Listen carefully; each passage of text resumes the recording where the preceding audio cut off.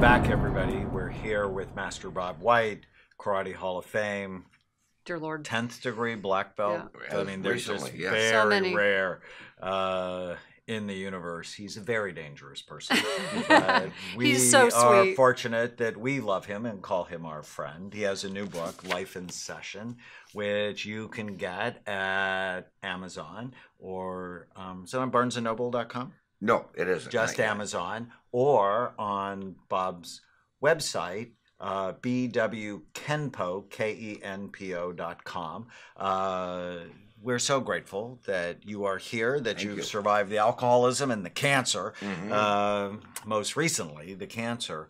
And what we want to do in this podcast is talk about, well, how did you do that? And how long And have let's you been start sober? with the alcoholism. Yeah. How did you overcome it? You said in the last one you're 28 years 28 years, yeah. sober. Yes, 28 years sober, and actually, as I mentioned earlier, we have somebody that came into the studio. I see him; he's my student, but I've learned from him so much throughout the years, and it's just a constant evaluation on what pain is, what pleasure is. We always move toward the pleasure, and the pleasure for me, which is the complete opposite of when I was drinking, is living a life of sobriety, which enables me to have a relationship with the Lord, which gives me peace, and service.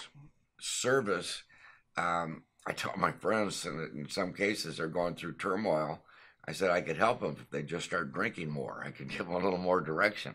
But normally, Right. if you're really in bad shape mentally and you're just upside down, if you could think about what you could do to help somebody else, it kind of gets you out of your own mind, and it gets you into a good place where you're really doing something of value to help somebody else. Yeah, we actually so you were a big inspiration for the karate, my martial arts, which for me has been very healing in many ways. It's been very it's a metaphor for my life. I try to get so many people to do it because it works for me as a metaphor, as being empowering for any woman who's had to go through something disempowering. And so you were a big inspiration, which is why I titled my thesis The Brain Warrior's Way. And then we decided to title we were like, well, that's a good metaphor for both of us, for our lives and for our communities. We titled our book The Brain Warrior's Way. Great. And we have a section in there exactly about what you're talking about, pain to purpose. Use your pain to create purpose for others. Correct. It's that Rick Warren thing. Don't waste the pain. Don't waste it. I mean, whatever your experience, strength, and hope is, it could be shared with others. That's why Alcoholics Anonymous works, is because it's one alcoholic talking to another. And it's somebody that has experienced what you've experienced, that understands and help guide you, as opposed to somebody who's detached telling you what you should do. Right. What they do is they tell you what they did, and that has a lot more validity to Of it. course. Yeah. And I think there's something to be said about pain shared is pain divided. Sure. And so you carry it with other people as opposed to thinking you're just all alone in the universe. Yeah, you so- find you're not as unique as you think you are. Right. So you got tired of the chronic effects of alcohol. Was there a decision point where you went, okay, I've had enough of this? Yeah, actually there was. I went into a restaurant with two of my black belts, and we ordered 3 beers. And I grabbed the beer and I took a drink of it, and I put it down. I go, I can't do this anymore. And that was the turning point. I haven't had a drink since. Now, April. before and that- what was the thought process with this? I The can't thought do was- this anymore was connected to Because I've what always other- been a fighter. I've been a competitive athlete. I played football and baseball in school. And, it was all about competition, and we can overcome anything. We don't surrender to anything. There's no quit. Quitting was never anything that ever entered my mind, or I was taught. My father was like this. He didn't have a drinking. He never drank at all. But so I've made up for whatever he didn't do. I tried to cover. But there was no quitting. And when I surrendered, I got my strength, which is completely opposite of anything I ever thought of before. One of the things I really like in the book was just how brutally honest you were, because that was the point where you decided it had been enough. But you sort of mentioned that there were a few times where you knew you needed to stop, but you just couldn't quite get there yet. Correct. It's like you knew this was a problem, because I think, and this is for our people listening, because I think a lot of people wake up in the morning and they're like, I need to stop. This is wrong. I know today I need to stop, but they're not quite there. It doesn't happen. Yeah. And there's that struggle. And then finally you had one day where you just did it. Yeah, well, I stopped many times in my mind. Okay. But Yeah. what happened, it's the great obsession of every abnormal drinker to think they can drink normally. Right. But it doesn't happen, and you miss the mark one more time. And then the national anthem is, well, I'll never do that again. But there you are one more time. You're waking up with that pitiful and incomprehensible demoralization, which is just devastating. But one of the promises is that you never have to feel this way again. And that was so powerful to me. In fact, I went into a meeting one time and this guy was talking about, I hope you have a big hole in your gut that you could drive a truck through. Oh, you're right. Because you're in so much pain. And I'm thinking, I'll show you what pain is. But then he followed with that if you're not in a lot of pain, you might not make the change. Right. And you could rationalize yourself into going back. And I knew that's what took place. What's Pastor Warren saying? People don't change when they see the light. They only change when they feel the heat. Yeah. Yeah. Well, it's true. And I believe that. And if there's no pain, you're not going to make a change. Well, some people will use the good brain God gave them and go, okay, I see the train coming to hit me and I'll get out of the way. Unfortunately, alcohol it's the deceiver, or it opens space for the deceiver to let us tell lies to ourselves. Right. I don't drink and I've never used drugs because I never want to be out of control. Yeah, I don't want those things controlling me. And I'm rationally afraid of them, right? Because I think, given the devastation I've seen, sure. And we fuss, on Facebook all the time. I'll post things about alcohol, and a little bit is good for you. Look at the science, and I'm like, we've done 140,000 brain scans. The worst ones are the drinkers, right? So I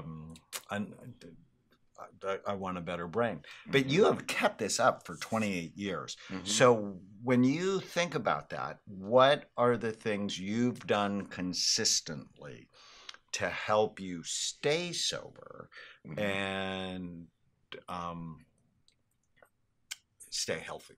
I do inventories a lot. I'll do an inventory on a class that you and I work with each other.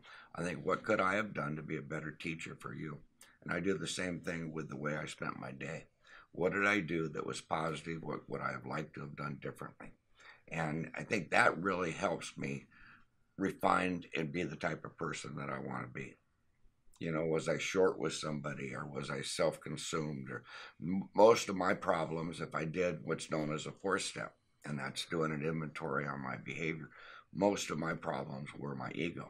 Yeah. That takes a lot to Say knowledge. more about that. Say more about that. There's an acronym. Everyone's heard EGO is edging God out. A more descriptive one for me is ego is the anesthesia that deadens the pain of stupidity. I think I kind of had a monopoly on that for a while. That's great. But constant refinement of not only my physical skills as a martial artist, but more of what we're talking about, behavior and things that you say and the things that you do. So I really like that. So at the end of the day, it's looking at what went right, but also what I could have done better. Correct. And what I teach my patients day in and day out is, whenever it comes to your behavior, be curious, not furious. So the self-recrimination really doesn't help, because you'll medicate that away.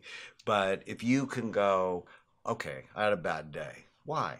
I didn't eat. I was short with my wife. I believed every stupid thing I thought. My boss was mean.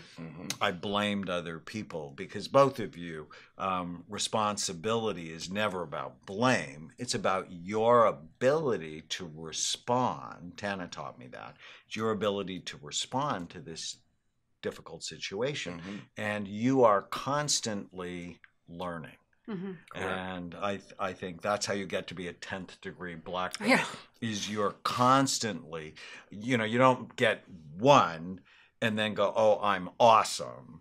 It's a continuous learning proposition. And that's what we know about what keeps the brain young, is new learning throughout life. You just made a really good point, though. So many people get their black belt, or they achieve a goal. I'm going to use that as a metaphor, because they achieve the goal of like, oh, I made it. I stopped drinking, or whatever it is, or I got my black belt. And then they don't go back. That happens. Okay, so they don't continue on. They don't stay connected to their community. They don't. So you and I have this thing in common, which is why I love you so much. I got my black belt and I went, well, gosh, I feel like I'm just now starting to really understand how to start this journey. Like I just now have the basics down. So I remember coming in and talking to you and saying, well, what do I do now? Like, what's the next step? Because now that I know the basics, but that I think that so many people sort of do the opposite. And they're like, okay, well, I got there. So now I can relax. Yeah, and they deprive themselves of things that make them feel really good about themselves. Right. You know, and community is part of that. Well, it certainly is. It certainly is. And that, you know, all the things that goes with your martial arts training, you know, your fitness, surrounding yourself with people that you have this commonality with, this bond. And I think that people that stop coming in, there's a void in their life. And a lot of them fill it with maybe a lifestyle change, and they gain weight and they don't feel as good about themselves because they don't have that same release. Yeah. So I've used this analogy in the past, like on talking about other topics, but I'm going to use it here. And it's people struggling with alcohol are going to go, wait, that's what you're talking about. It's not nearly as hard. So I respect that. Okay. Because I'm working with someone who's struggling, but I'm just going to use it as an analogy, because I remember coming into the studio being completely intimidated. When you see the people fighting there, it's like, why am I here? I'm this middle-aged mom. This is like stupid that I'm coming into this studio. But I have this strange thing about myself that I always want to go to the best place and try to learn what I can learn. So I sought you out. And the fact that you take the time to be my master is humbling for me, really humbling for me. So I always want to give you my best just because of that fact that you take your time to teach me. So I started training there, and I never really sort of thought about the day I'm going to have to test for my black belt, because I'm like, yeah, that's just not something I'm probably ever going to do in this studio, because the studio is different. Yeah. And so the day you told me I had to test for my black belt, I remember just the turmoil internally. And I'm like, right? Yeah. I'm like, I can't do this. Like, there's not very many things in my life I've said I can't do. But I remember thinking, I can't do this. The people that are going to be there, their level is just not something I can do. And so I remember going through that struggle and that feeling of like, I can't do this. But then it occurred to me, how do you get to be a black belt with people like this? You need to hang out with black belts that train like that. Oh, you become like the people you hang out with. All of that to say. So getting well is you need to hang out with well people. If you continue to hang out with your drinking buddies and somehow magically think you're going to get well. Right, it felt impossible. Forget it. It felt impossible, but I figured out that the only way it was going to happen was to surround myself with people who had already done it and stay surrounded by them. And you got help.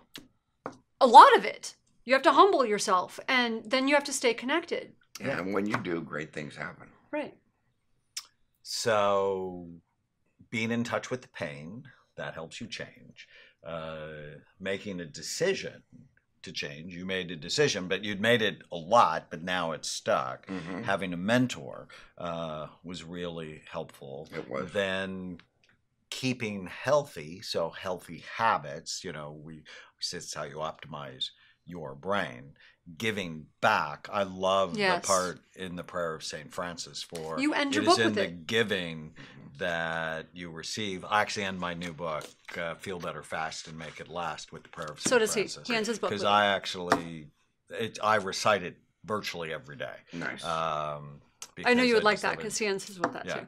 And when we get into the next one, I want to, as we talk about how you sustain, I want to honor Mrs. White.